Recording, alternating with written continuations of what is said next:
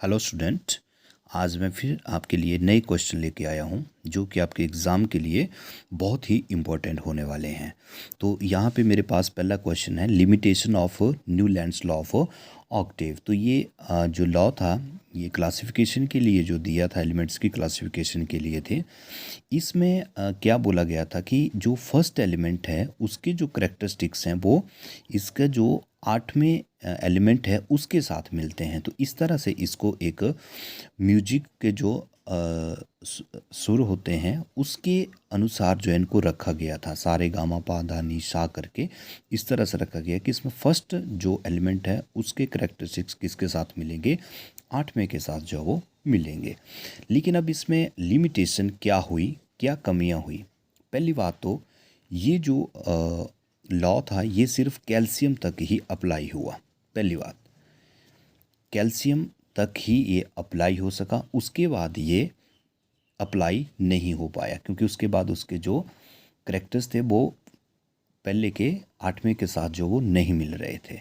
तो ये सिर्फ कितने 56 एलिमेंट्स तक ही अप्लाई हो पाया। और इसमें जो मेन ड्रॉबैक्स क्या थी कि इसमें कुछ एक ऐसे एलिमेंट थे जिनके करेक्टरिस्टिक्स जो थे वो नहीं मिलते थे, जो अनलाइक एलिमेंट थे, एक तरह के अनलाइक एलिमेंट्स थे।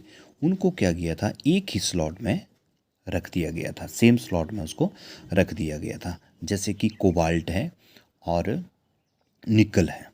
कोबाल्ट और निकल जो थे इनको किसके साथ रख दिया गया था, फ्लोरीन के साथ, क्लोरीन के साथ और ब्रोमीन के साथ, इसके साथ इनको रख दिया गया था। हालांकि इनके करेक्टरिस्टिक्स जो हैं वो डिफरेंट हैं, कोबाल्ट निकल के अलग हैं और फ्लोरीन क्लोरीन और ब्रोमीन के अलग हैं। तो इनको इसके साथ ही रख दिया गया था। और जैसे कि इसके करेक्टरिस्टिक्स किससे मिलते थे, आयरन से, कोबाल्ट और निकल के। तो आयरन को इस ग्रुप में जो नहीं रखा गया था। तो एक ये इसकी ड्रॉबैक्स थी। और लास्ट में क्या थी चौथी ड्रॉबैक कि ये जो लॉ था ये टोटल ही फेल हो गया था कब, discovery of noble gases, after the discovery of noble gases. तो नोबल गैसेस के बाद जो है वो ये क्लासिफिकेशन बिल्कुल फेल हो गई थी। तो ये चार मेन लिमिटेशन थी इसकी कि ये कैल्शियम तक अप्लाई था, 56 एलिमेंट था और इसमें अनलाइक एलिमेंट थे उनको सेम स्लॉट में रख दिया गया था। जो एक जैसे एलिमेंट थे, लाइक एलिमेंट थे, उनको सेपरेट रख दिया गया था। और लास्ट तक था डिस्कवरी ऑफ नोबल गैसेस के बाद जो है ये लॉ बिल्कुल फेल हो गया था। तो ये फर्स्ट क्वेश्चन था। सेकंड क्वेश्चन था भाई noble gases are placed in separate group, कि नोबल गैसेस को अलग समूह में क्यों रखा गया था। तो सबसे पहला इसका रीज़न क्या था कि इनकी डिस्कवरी जो हुई थी वो लेट हुई, सबसे बाद में इनकी डिस्कवरी हुई थी। और सेकंड क्या था कि ये इनर्ट हैं यानी कि किसी के साथ अभिक्रिया नहीं करती हैं, इनर्ट हैं। और नेक्स्ट था कि इनकी जो कंसंट्रेशन है, इनकी जो मात्रा है वो लेस कंसंट्रेशन, कम मात्रा है इनकी, इसलिए इनर्ट भी हैं और खोजी भी ये बाद में गई थी। और तीसरा मेन कारण ये रहा था इनको लास्ट में रखना का कि जो एक क्लासिफिकेशन कर दी गई थी तो उसका जो एक एग्जिस्टिंग ऑर्डर था उसको वो उसको वो डिस्टर्ब जो है वो नहीं करना चाहते थे। तो ये तीन कारण जो थे वो मेन कारण थे कि नोबल गैसेस को सेपरेट ग्रुप में क्यों रखा गया। डिस्कवर लेट हुई, इनर्ट थी, लेस कंसंट्रेशन में है और do not want to disturb the existing order of elements. तो ये सेकंड क्वेश्चन था। उसके बाद थर्ड क्वेश्चन था मेरे पास, which are metals in first 10 element. जो पहले 10 एलिमेंट्स हैं पीरियोडिक टेबल में उसमें कौन कौन सी मेटल हैं। तो अगर हम एलिमेंट्स की बात करें तो पहला आता है हाइड्रोजन, फिर आता है हीलियम, तीसरे पे आता है आपका लिथियम, फिर आता है बेरिलियम और फिर आता है बोरोन और फिर आता है आपका कार्बन, फिर नाइट्रोजन, फिर ऑक्सीजन और फिर फ्लोरीन और फिर नियोन। तो इसमें देखो ना, पहली बात तो आपने याद रखनी है कि जितनी भी गैसेज हैं वो नॉन मेटल्स हैं, जितनी भी गैसेज हैं वो नॉन मेटल हैं। तो यहाँ से देखो हाइड्रोजन भी गैस है, हीलियम भी गैस है, वो नेक्स्ट है carbon, nitrogen, oxygen, fluorine, neon, ये तो गैसेज हैं, ये तो बाहर ही हो गए इससे। फिर बचे हमारे पास लिथियम और बेरिलियम, और एक बचा हमारे पास बोरॉन। तो बोरॉन जो है वो नहीं है इसमें, और लिथियम और बेरिलियम जो है वो आपकी क्या है, मेटल्स हैं। ठीक है, तो इसमें सिर्फ मेटल्स यही हैं, बाकी बोरोन और ये सारे जितने भी ये नॉन मेटल्स हैं। तो ये थर्ड क्वेश्चन था मेरे पास, ये मैक्सिमम क्वेश्चन जो एग्ज़ाम में पूछा जाता है। नेक्स्ट मेरे पास क्वेश्चन है लिमिटेशन ऑफ डॉबेराइनर क्लासिफिकेशन। तो डॉबेराइनर क्लासिफिकेशन जो थी, सबसे पहले आपको थोड़ा सा मैं आइडिया दे दूं कि डॉबेराइनर क्लासिफिकेशन क्या थी। ये बेसिकली ट्राइड्स था, एक ट्राइड्स की एलिमेंट्स को 3-3 के ऑर्डर में रखा गया है। जैसे लिथियम है, सोडियम है और पोटासियम है। क्या बेस बनाया है इसका, देखो एटॉमिक मास, उस टाइम स्टार्टिंग में एटॉमिक मास ही बेसिक बेस था, लेकिन ये ट्राइड्स कैसे बनाए गए। जैसे लिथियम को जो एटॉमिक मास था 6.9 है, सोडियम का 23 है और पोटासियम का 39 है।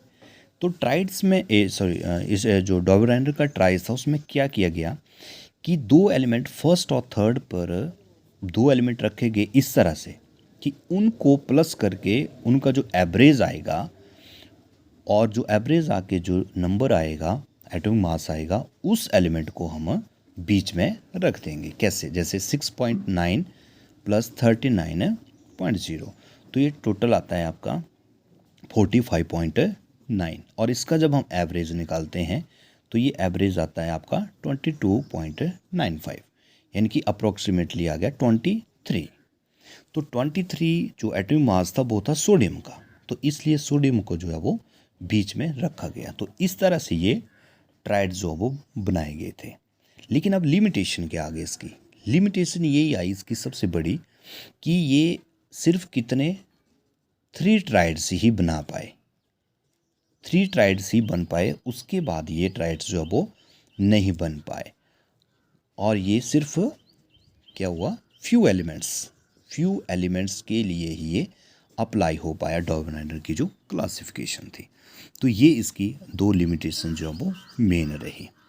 उसके बाद नेक्स्ट मेरे पास जो क्वेश्चन था कि by using detergent we can detect the given water is hard. क्या डिटर्जेंट का प्रयोग करके हम बता सकते हैं कि जो वाटर है, गिवन वाटर है, वो हार्ड है या सॉफ्ट है।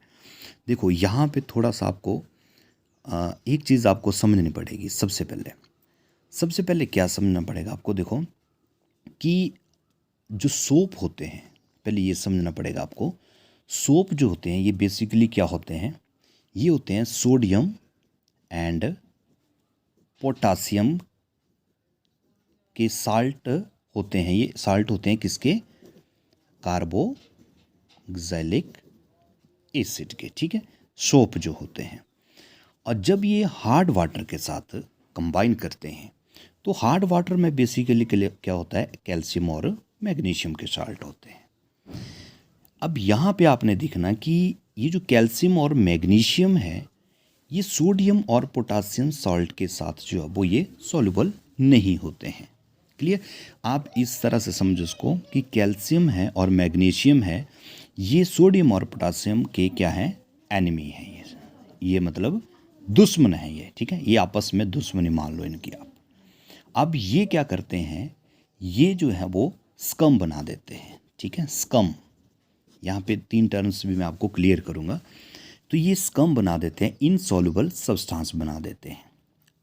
ओके, अब इस समस्या को दूर करने के लिए, टू ओवरकम दिस प्रॉब्लम, कि यहाँ पे किसका यूज़ किया जाता है, फिर डिटर्जेंट का। ओके, अब डिटर्जेंट क्या होते हैं, डिटर्जेंट बेसिकली सोडियम साल्ट होते हैं ये। Okay, sodium salts of sulphonic acid, sodium salt of sulphonic acid और प्लस अमोनियम सॉल्ट विद किसके साथ, क्लोराइड एंड ब्रोमाइड, ये डिटर्जेंट होते हैं। Sodium salt of sulphonic acid and ammonium salt with chloride and bromide, इनकी एक long chain जो होती है किसकी, हाइड्रोकार्बन की एक चेन होती है। ठीक है, अब यहाँ पे समस्या क्या थी, इनकी आपस में क्या थी, दुश्मनी थी। ओके, लेकिन कैल्शियम और मैग्नीशियम की क्या हो गई, ये जो साल्ट हैं सोडियम साल्ट और सल्फोनिक एसिड और अमोनियम साल्ट, इनकी क्या हो गई, आपस में फ्रेंडशिप हो गई। ठीक है, इनकी फ्रेंडशिप है आपस में, इनकी आपस में मतलब बनती है। तो डिटर्जेंट को जब हम हार्ड वाटर में डालते हैं तो ये स्कम नहीं बनाते हैं, ये इनसॉल्युबल सब्सटेंस जो वो नहीं बनाते हैं। तो इस तरह से अब जो हमारा क्वेश्चन था वो यहाँ पे क्लियर हो रहा है कि हार्ड वाटर के साथ क्या होगा, डिटर्जेंट क्या बनाएंगे, डिटर्जेंट जो है वो सॉल्युबल होंगे, झाग यानी कि फोम ये बनाएंगे, सॉल्युबल होंगे, फोम ये बना देंगे हार्ड वाटर के साथ डिटर्जेंट। ओके, और हार्ड वाटर के साथ सोप जो है वो फोम नहीं बना पाएंगे। बट डिटर्जेंट क्या करता है, डिटर्जेंट सॉफ्ट वाटर के साथ as well as hard water के साथ, इन दोनों के साथ ये क्या बनाता है, फोम बनाता है। तो इसका आंसर सीधा क्या है, no, we can not detect that given water is hard by using detergent, but by using soap से हम पता लगा सकते हैं कि कौन सा वाटर हार्ड है, कौन सा सॉफ्ट वाटर है। तो यहाँ पे ये क्वेश्चन जो है वो आपका क्लियर हो जाता है। अब देखो यहाँ पे जो डिटर्जेंट के ये जो सॉल्ट है ना, अमोनियम साल्ट, क्लोराइड, ब्रोमाइड, इसमें ये किसके लिए यूज़ किया जाता है, ये यूज़ किए जाते हैं शैम्पू में, जो हम शैम्पू बालों में करते हैं ना, तो उसमें ये जो सॉल्ट हैं वो यूज़ किए जाते हैं। क्लियर, तो तभी बोलते हैं ना कि ये शैम्पू जो है क्या है, अमोनिया फ्री है। तो कई शैम्पू में ये अमोनिया जो है वो इसको रिमूव किया जाता है, क्योंकि ये कॉज करता है हमारे वाइटनिंग ऑफ हेयर, बाल जो है इससे ज़्यादा जल्दी सफ़ेद हो जाते हैं इस अमोनियम साल्ट की वजह से। तो ये शैम्पू में होता है, और इसी की वजह से क्या करता है, ये फोम भी ज़्यादा बना देता है।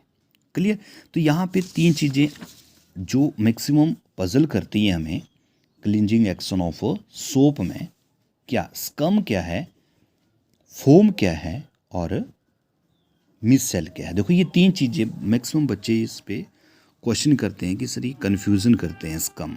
तो स्कम तो सीधी सी बात है कि ये जब सोप कैल्शियम और मैग्नीशियम के साथ रिएक्ट करता है तो ये स्कम बनाता है। स्कम मीन्स इनसॉल्युबल सब्सटेंस हो गया आपका, जब क्लींजिंग एक्शन ऑफ सोप होता है इनसॉल्युबल सब्सटेंस है, और बनता कैसे है, ये कैल्शियम और मैग्नीशियम की वजह से।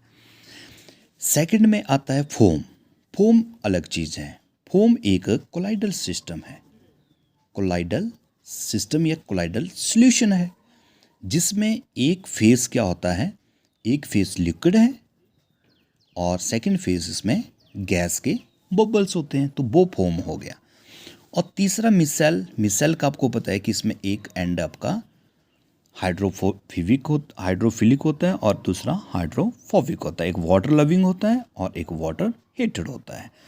तो मिसेल की फॉर्मेशन जो है वो इस तरह से होगी, फोम एक वहाँ पे एक सिस्टम बनेगा, और स्कम जो होगा वो एक इनसॉल्युबल सब्सटेंस जो है वो, जिसको मैल बोलते हैं ना, वो इनसॉल्युबल सब्सटेंस जो है वो बनता है।